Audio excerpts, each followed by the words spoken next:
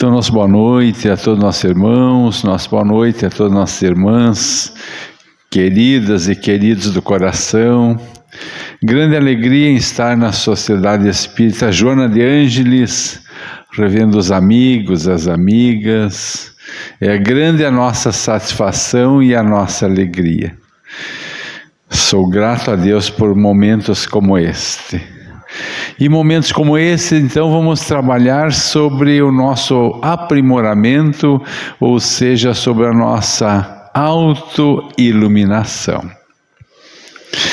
Então, o que é autoiluminação? O ser humano reencarnado, fica fácil para ele quando pode tocar, quando pode ver, quando pode ouvir, quando pode visualizar a luz física. Agora, quando nós falamos na luz espiritual, começa para nós a dificuldade, porque aquilo é imaterial e para a gente compreender, assimilar. Ontem ainda pedimos a duas pessoas para coordenar um trabalho numa outra instituição que nós fizemos parte, e daí ele começou a falar sobre o perdão. E daí pessoas se levantaram, mas como perdoar um fascínio, alguém que rouba, e etc. Mas que jeito perdoar? Então, quando eu escutei isso, que ele me deu o relatório dessa conversa, eu pensei assim: abençoada doutrina dos Espíritos, que nos faz efetivamente compreender a partir de Jesus a grandeza do perdão. Então, nós só temos a agradecer essa doutrina de luz e de amor. Então, quando nós olhamos para essa luz aqui, que nós sabemos que ela vem lá de uma usina hidroelétrica, ou de uma placa solar, quem sabe, ou daquele catavento, ou de uma bateria, nós olhamos e nós também agradecemos a Deus, porque ela nos traz o conforto. No passado, quando escurecia, tinha que ir dormir, né? Annelise, desculpe, não é desse tempo, a Annelise só pegou a modernidade já, a luz elétrica, mas eu ainda peguei o candeeiro, quando morava na colônia, ainda com 6 anos de idade. Minha mãe me colocava em cima de um cavalo com 6 anos de idade, com uma listinha, 6 quilômetros, eu ia lá no boliche fazer as compras. O dono do boliche me descia do cavalo, arrumava as compras, botava na mala de garupa, me botava em cima do cavalo de novo, me largava de volta, 6 quilômetros, eu louco de medo de passar no meio do mato, já estava escurecendo. Mas vinha querosene junto pro lampião. Lampião a querosene. E veja hoje, ó, se apaga uma lâmpada na rua ali, a gente faz um griteiro, mas não tem iluminação pública, não sei o quê. Mas é a luz física e que ajuda muito a evolução do planeta. Agora, hoje nós gostaríamos de falar sobre a luz interior, sobre a nossa autoiluminação. Para isto, precisamos lembrar o que diz o Evangelho segundo o Espiritismo, lá no capítulo 15, item número 10, que fala sobre uma luz que brilha na fronte dos eleitos. É como uma auréola que brilha na fronte dos eleitos. Esta luz nós temos que trabalhar para que ela se amplie dentro de nós. Para isto, nós gostaríamos de dar 2 exemplos para nós fixar bem este princípio que diz no Evangelho da luz que brilha na fronte dos eleitos. Em Panambi, no Centro Espírita, como aqui também tem trabalhos mediúnicos, né? Há muito tempo atrás eu coordenava, e daí veio um moço desencarnado, que ele era drogado, mas chorando convulsivamente, sofrendo muito. E daí nós conversamos, os médiuns deram passes, etc. Ele foi acalmando, foi melhorando, e daí eu perguntei para ele, digo, mas como que você chegou aqui? Diz ele, de longe eu vi esta luzinha. E a gente, como é médium, e o médium é bem humilde, eu já fiz assim, mas essa luz é minha. Nós sabemos que não é dos médiuns, nós somos espíritos ainda bastante atrasados, mas sabemos que em um centro espírita sério reúnem seus amigos espirituais, os espíritos luminares, e daí a luz espiritual de um, de outro, forma aquele foco de luz, e diz ele, de longe eu vi esta luzinha. Um outro exemplo, Santa Maria, para onde viajou muito o Jefferson também, né? Santa Maria tem um centro espírita grande lá que chama-se Oscar José Pitã, onde por muitos anos veio Divaldo Pereira Franco palestrar. Cabem lá 500, 600 pessoas. Esse ano veio o Raul Teixeira. E eles fazem todo ano em agosto o mês espírita. E daí convidam expositores de fora. E o Coronel Teltz, que é um dos que bem antigo lá, cabelinho branco já, me convidou e eu fiz uma palestra no sábado à noite.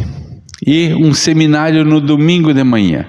E convidei alguns amigos e convidei a presidente do Centro Espírita de Faxinal do Soturno, que fica quase 100 quilômetros depois de Santa Maria, onde eu vou 2 vezes por ano, como aqui, fazer palestra.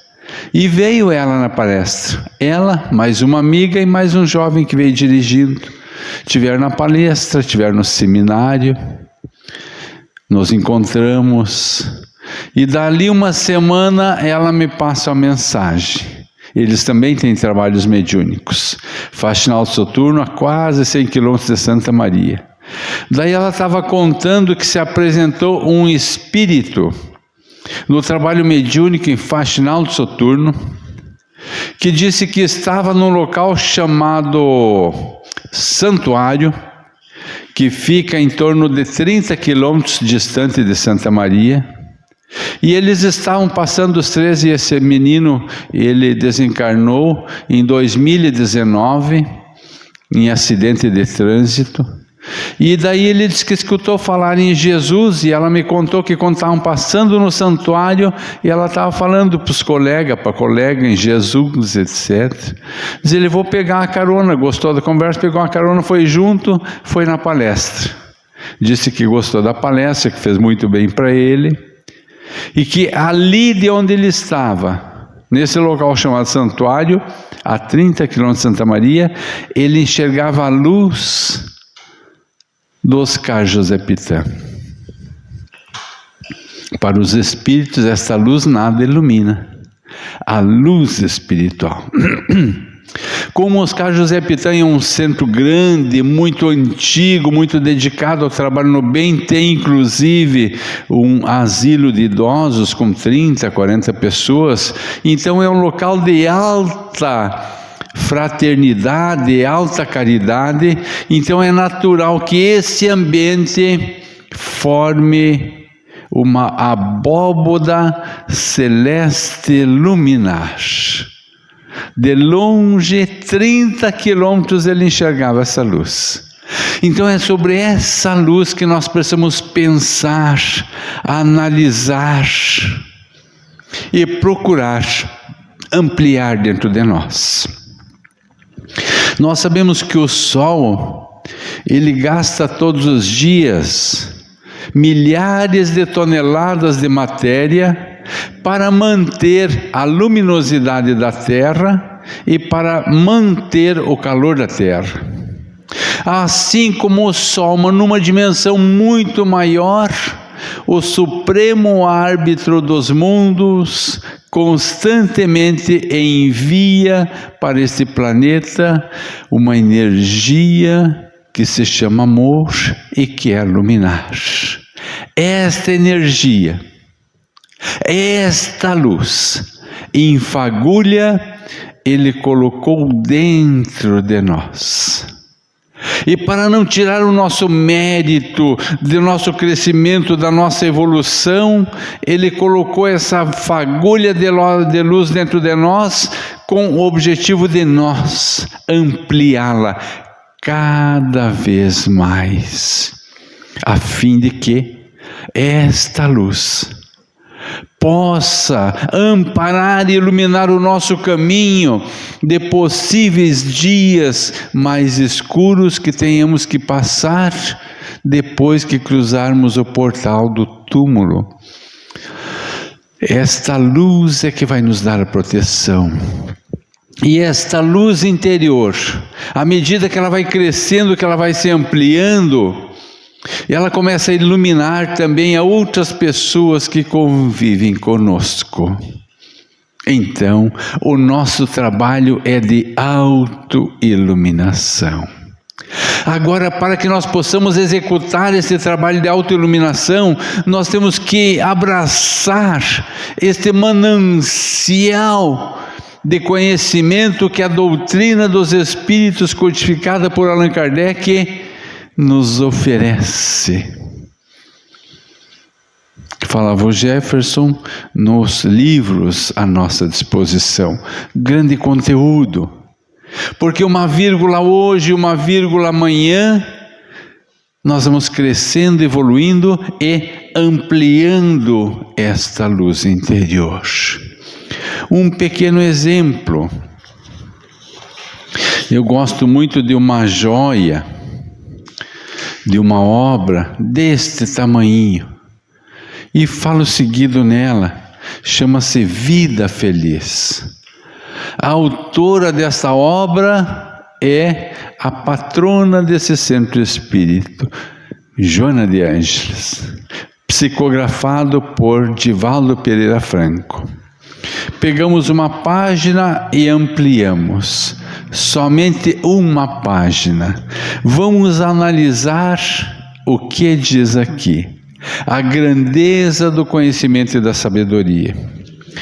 Os ingredientes que excitam a mente, o corpo e as emoções deve ser evitado por ti. As melodias suaves, como aquela gostosa que tinha no início aqui, na boa música, harmonizam, enquanto outras programadas para a luxúria e a violência desassossegam, alterando o ritmo nervoso. A música. As leituras edificantes instruem e educam, da mesma forma que as leituras extravagantes e sensuais corrompem e alteram as escalas de valores morais. As conversações sadias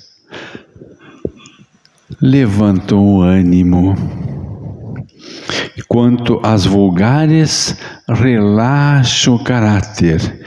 E a Joana nos faz um pedido: poupa-te a onda de indignidade que toma conta do mundo e das pessoas.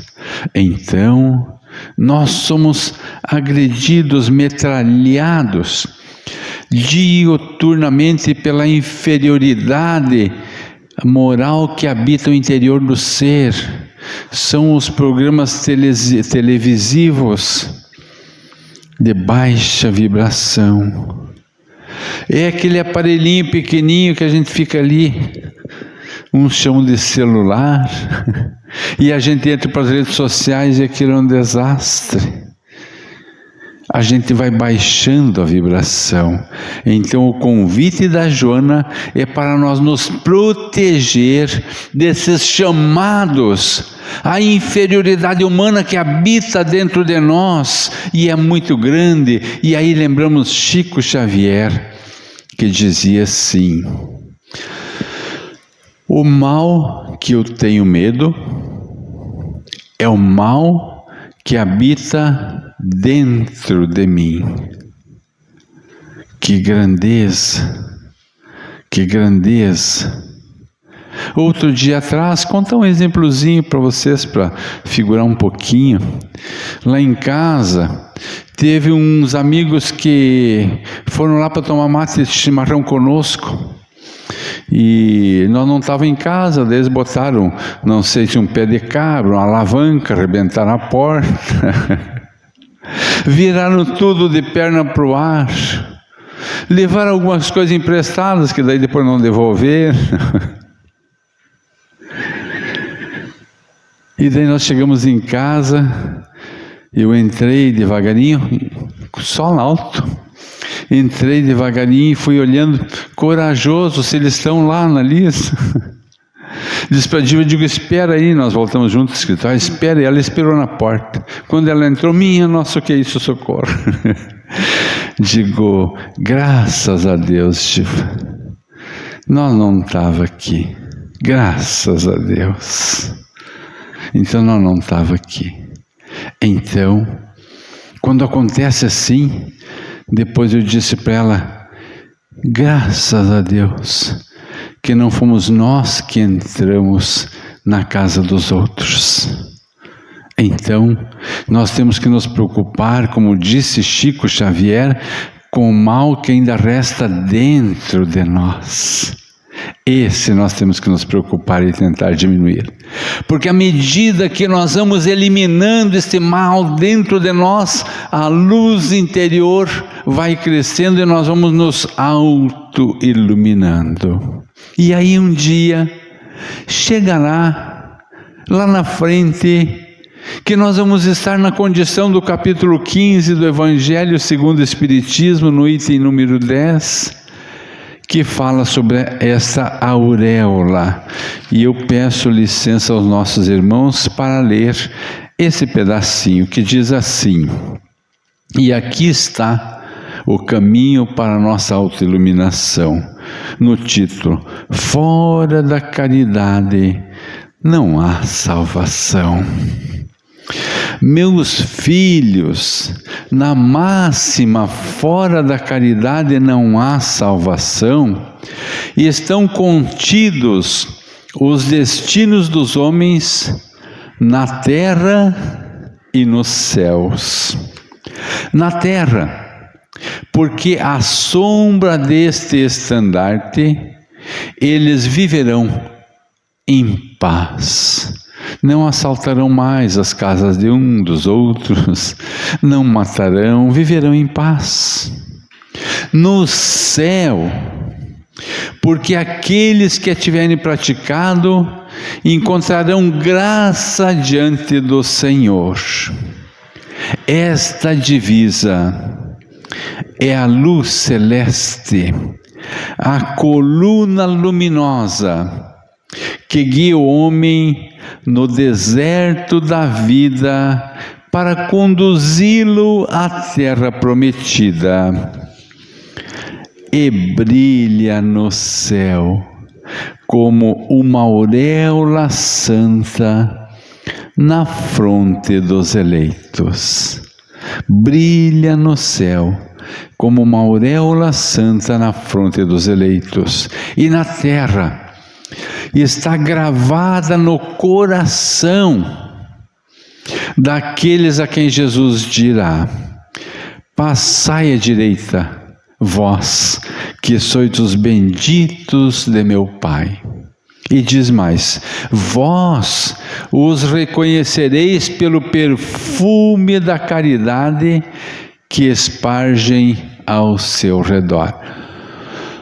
Mas olha aí, gente, caridade tem perfume, Annelise, tu sabia disso? Caridade tem perfume. Na verdade, o amigo espiritual aqui, figurativamente, ele fala aquilo que nós sentimos. Porque tem pessoas que às vezes a gente se aproxima para ter um diálogo e parece que você fica meio se espinhando e quer se afastar o quanto mais rápido possível. No entanto, tem outras que você se sente envolvido, você se sente bem, parece que você se alivia, sente uma alegria, uma satisfação, o perfume da caridade. extravasa a luz de dentro para fora. Então, isto nós temos que construir em nós. Como é que nós vamos construir em nós? Nós precisamos imaginar que a nossa personalidade é uma pedra bruta, toda disforme, cheia de ângulos feios, ela é áspera, não é bem formada. Nós precisamos pegar um cinzel ou um formão e um martelo e começar a desbastar essa pedra bruta que é a nossa personalidade e começar a deixar ela com faces anguladinha, certinha, corretinho, e depois polir esta personalidade, para que ela fique brilhando, fique lisinha. Assim é.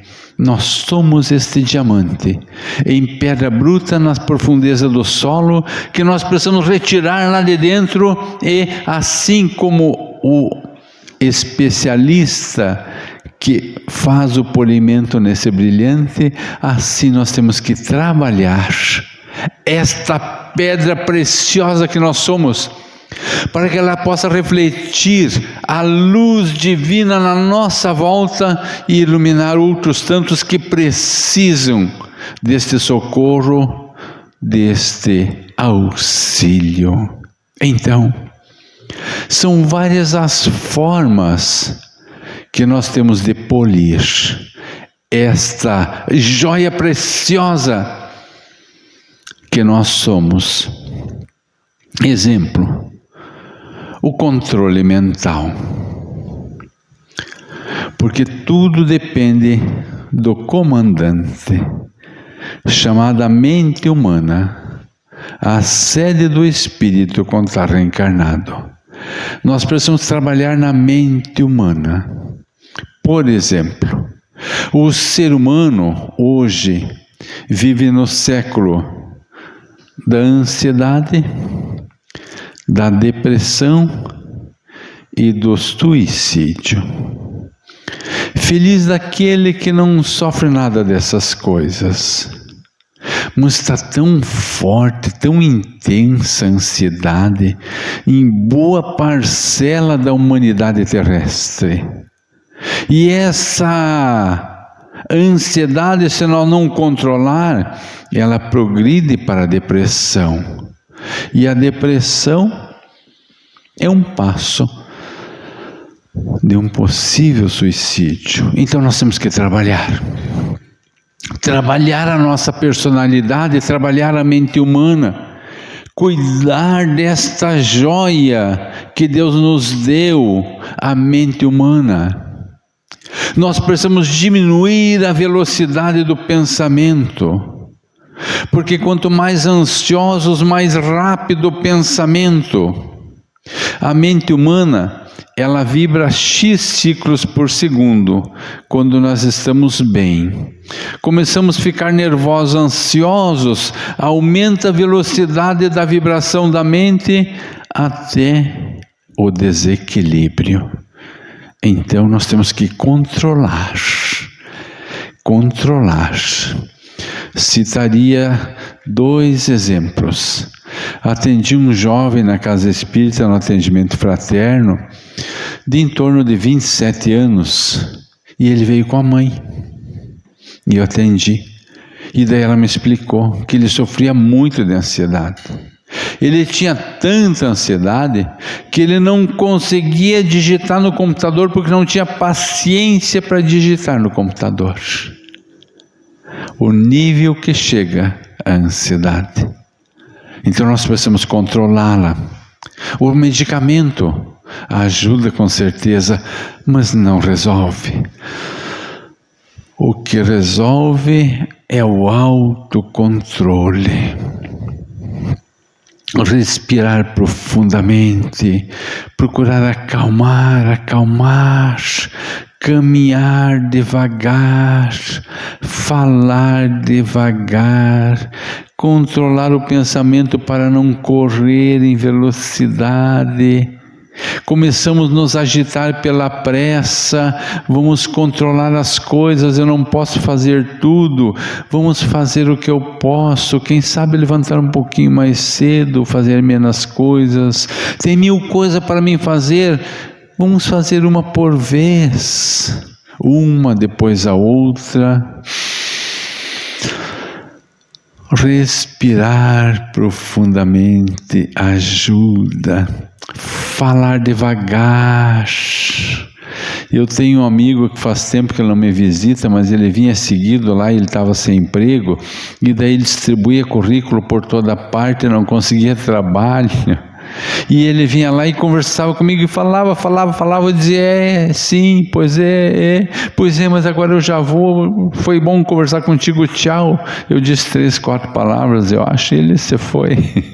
E um dia ele me contou que um senhor que não era pastor de uma igreja evangélica, mas quase, porque bem entrosado na igreja, e proprietário de uma empresa em Panambi, com quem esse moço também falava, e desse moço disse para ele que não estava conseguindo emprego, que fazia entrevista e não conseguia, já um senhor de idade, minha idade, acho que isso faz o que, uns 20 anos atrás, e daí ele disse que esse senhor falou para ele, por que você não experimenta fazer o jejum do silêncio?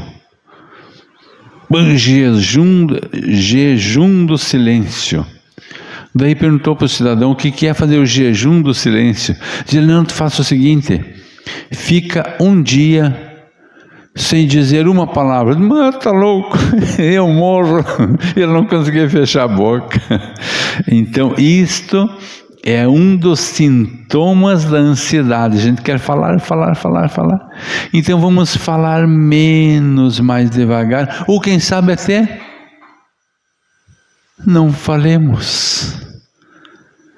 Porque quem sofre da ansiedade normalmente acha que o tempo não vai ser suficiente para falar tudo o que quer falar. Que nem hoje, o tempo que eu tenho é só 3 horas, então não vai dar para falar tudo hoje. É tão pouco tempo, né?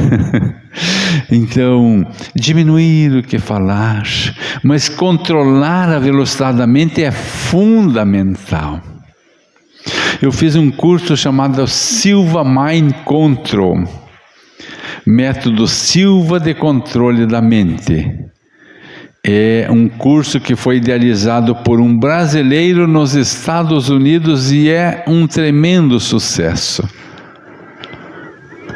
E esse curso ele nos falava e nos explica sobre a velocidade da mente.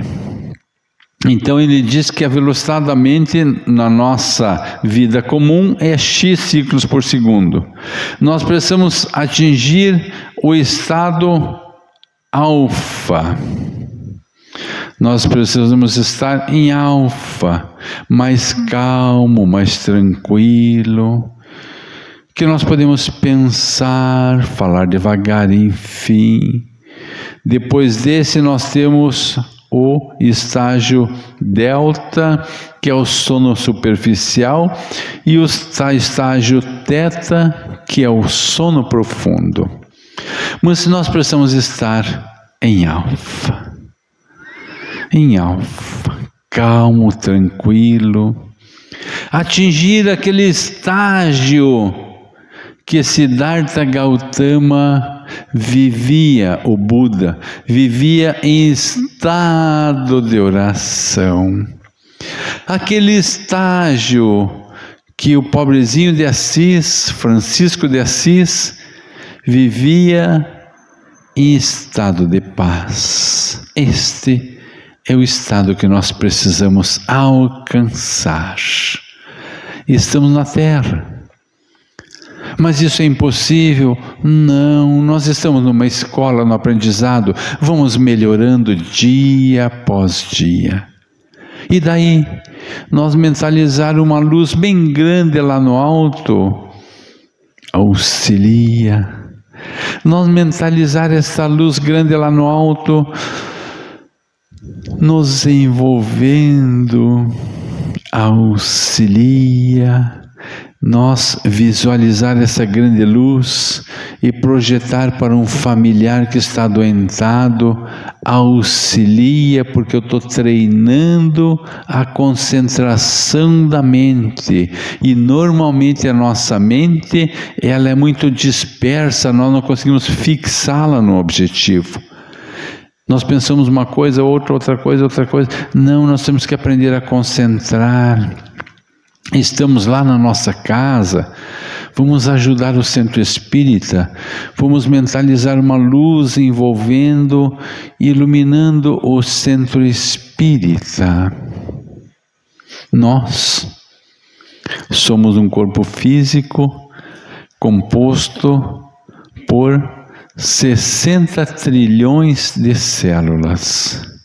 Os amigos espirituais nos dizem que o nosso perispírito, que é o organismo semimaterial, é ligado ao corpo físico, molécula a molécula. Então, são em torno de 60 milhões de moléculas que nós precisamos torná-las menos densa e mais sutil, menos matéria e mais luz. À medida que nós vamos trocando molécula por molécula, nós vamos auto-iluminando o nosso ser.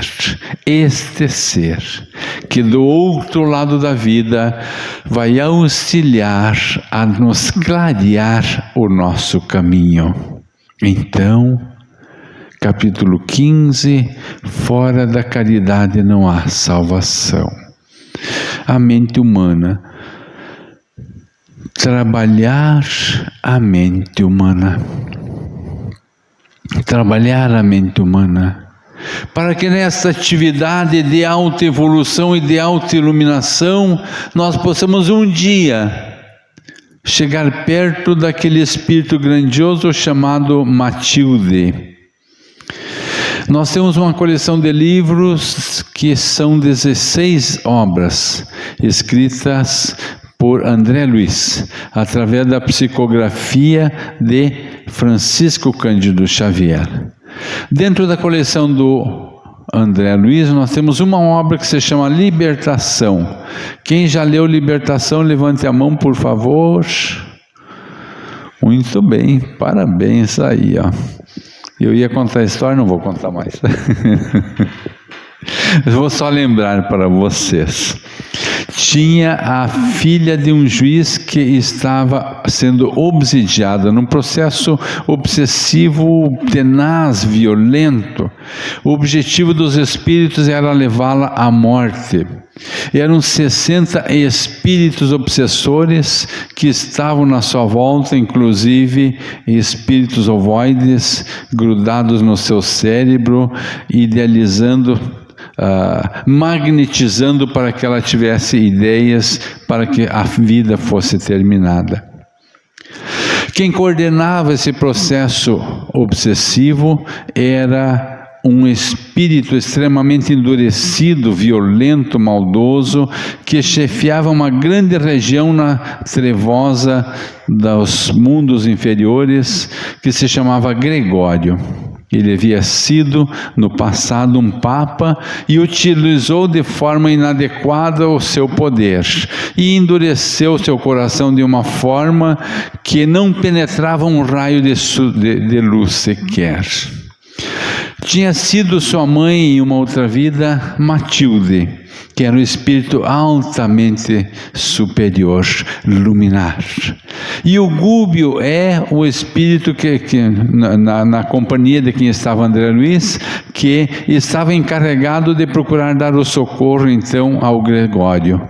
Desenvolveu várias atividades, uma depois da outra, numa sequência, até que chegou o dia e preparou-se que a Matilde viria de mais alto para estar juntamente com o Gregório.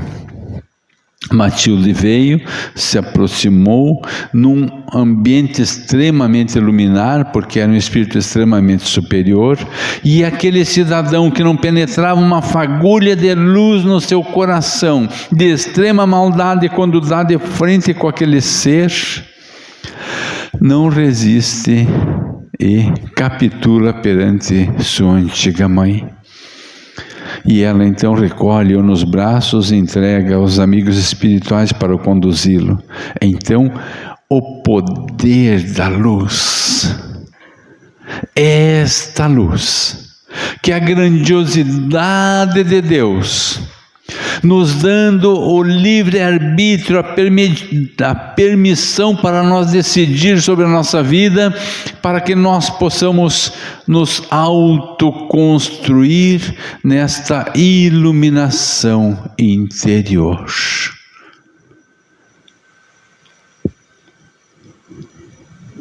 Porque nós temos no espaço a força das sombras e a força da luz. A força das sombras nada pode perante a luz. É como se fechasse uma pessoa numa sala totalmente escura. Deixa um ano, daí de manhã o sol radioso abre a porta de repente e põe ele de frente para o sol, cega seus olhos. Então aqueles que habitam as regiões das trevas não suportam a força da luz. Aquela mesma força que nós vamos encontrar na carta que o senador romano escreve a seu superior e que se chama Retrato de Jesus. E quando Públio Lentulus fala sobre Jesus, ele diz que aqueles que têm com ele, quando olham nos seus olhos, ou sentem pavor, sentem medo, ou sentem vontade de chorar. Tamanha a grandiosidade deste ser, tamanho o poder da luz. E no Evangelho, no Livro dos Espíritos, questão 526, quando Kardec pergunta aos espíritos superiores: mas Deus não deu um modelo para a humanidade, um guia para a humanidade? E os espíritos superiores dizem: Jesus, modelo e guia da humanidade. Eis o fanal da nossa jornada terrestre. Eis o grande objetivo do ser humano reencarnado na face da terra. Contarei para os senhores e para as senhoras a história dos 8 metalúrgicos, que também é um exemplo de autoiluminação. Trabalhavam os 8 em uma empresa metalúrgica e tinha o Mauro, que era um gozador, era aquele festeiro que tudo era alegria, tirava um sarro de um, gozava com o outro, fazia brincadeira com o outro. E tinha um outro que era o Hernani, que era contraído, fechado, não falava com quase ninguém. Quando ia fazer o seu lanche, fazia separado dos outros. Durante 5 anos, ele não havia proferido sequer 50 palavras com os diretores da sua empresa. E o Hernani era assim, fechado. E o Mauro tirava sarro de todo mundo. E daí tirava sarro do Hernani e dos outros. E daí um dia ele resolveu armar uma para o Hernani. E disse para todos seus colegas: olha, sábado eu vou pescar salmões. Era a época da desova dos salmões. Se eu tiver sucesso, eu vou trazer filé de salmões para vocês na segunda-feira.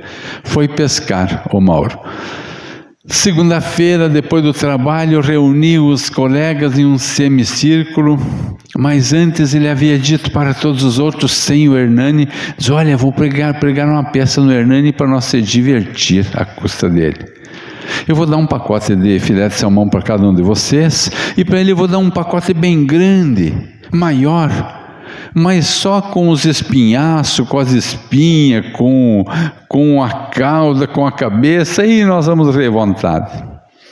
E daí ele reuniu todos, deu um pacote de filé de salmão para cada um, e para o Hernani ele deu um pacote bem grande. O Hernani ficou impressionado com aquele pacote, correu uma lágrima dos seus olhos, o pessoal já estranhou.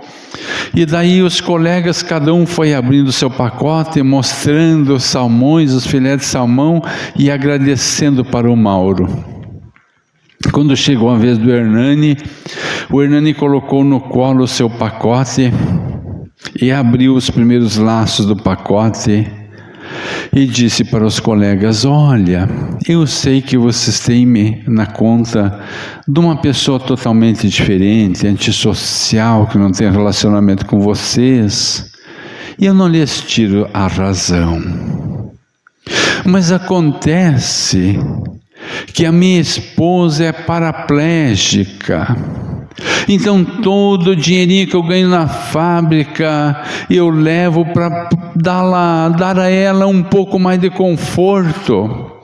Eu tenho cuidadoras que ficam 24 horas com ela por dia. Eu contrato médicos, enfermeiros para cuidar dela. E quando eu saio do trabalho à tardinha que eu vou para casa, eu procuro dar toda a minha atenção para fazê-la um pouquinho mais feliz. E quando eu vou fazer o lanche separado de vocês, é porque a minha comida é o resto das comidas que eu deixo para meus filhos. A comida deles é uma comida muito simples.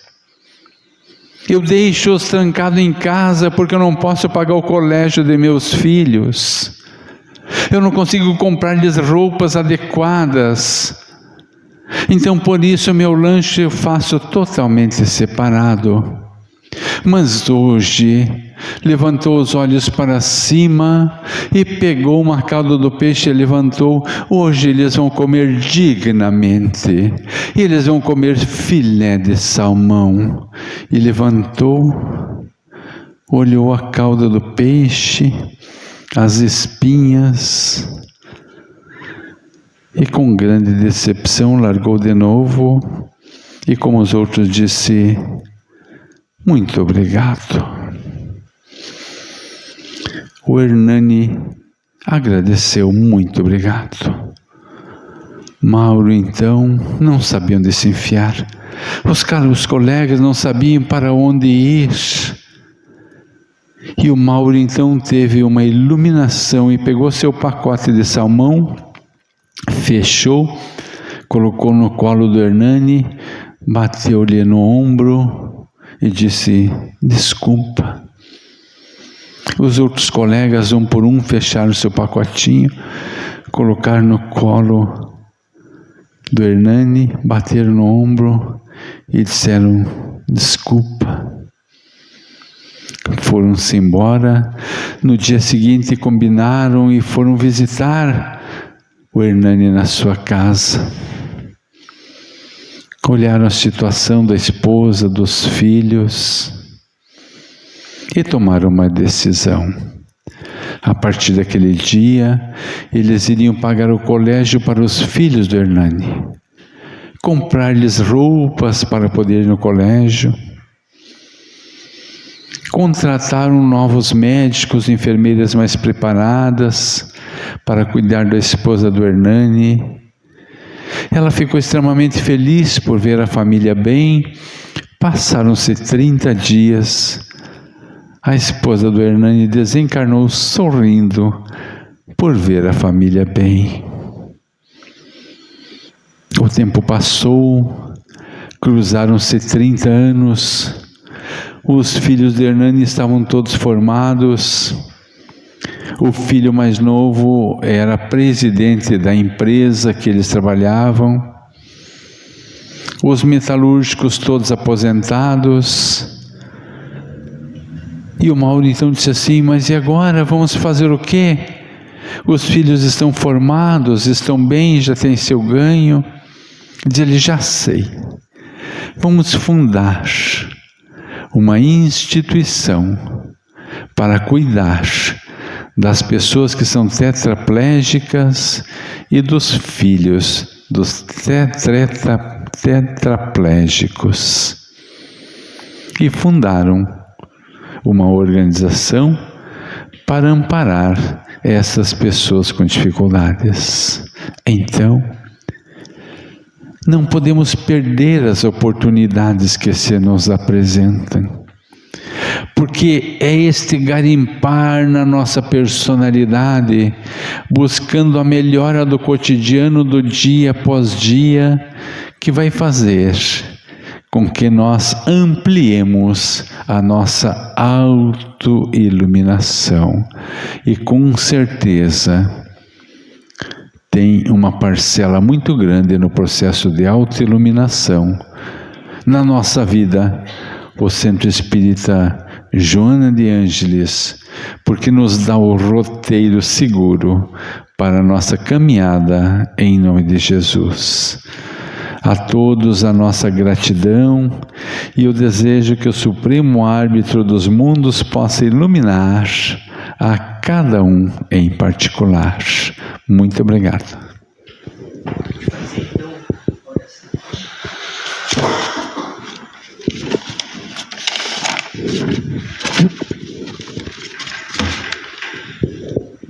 Então nós vamos fazer a reunião de encerramento dos trabalhos.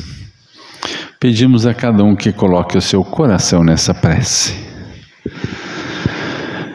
Senhor, unidos pelo sentimento, pelo coração e pelo pensamento, nos elevamos neste momento ao alto, ao mais alto, e nos colocamos aos seus pés, Senhor, para louvar a sua grandeza, louvar o seu amor e a sua misericórdia para com todos nós. Vos agradecer, Senhor, pela bênção da vida que nos concedestes, pela saúde, pelo patrimônio intelectual, pela capacidade de agir, pela força de vontade, pelo amor que depositastes dentro de nós, Senhor. E vos suplicar,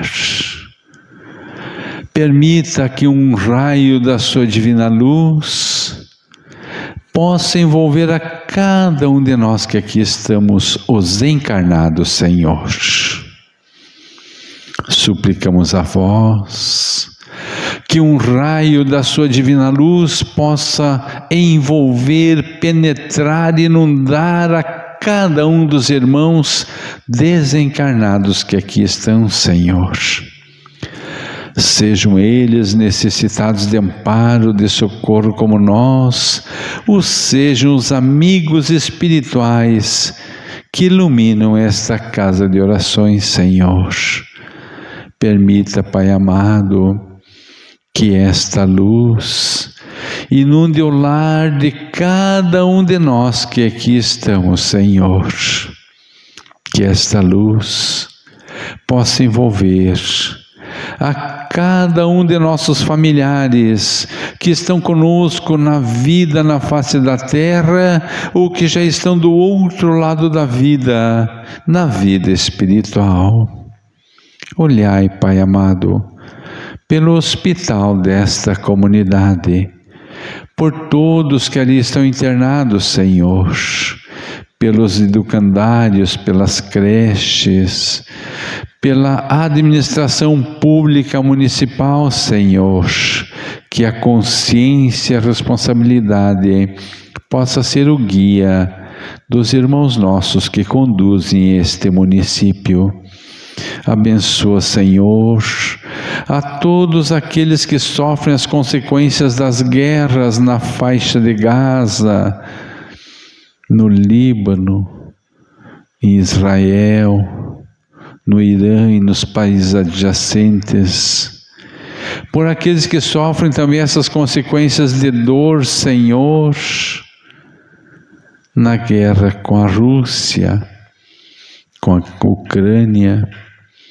Ilumina, Pai amado, os dirigentes das nações mais poderosas do planeta, que possam trabalhar para instalar a paz na face da terra, Senhor.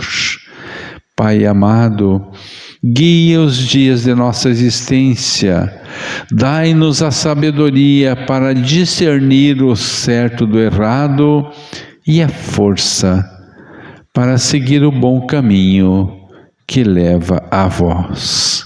Abençoai esta casa de orações, Senhor, que ela possa continuar sendo um farol de luz a iluminar a nossa existência. Que Deus nos abençoe, agora e sempre. Que assim seja.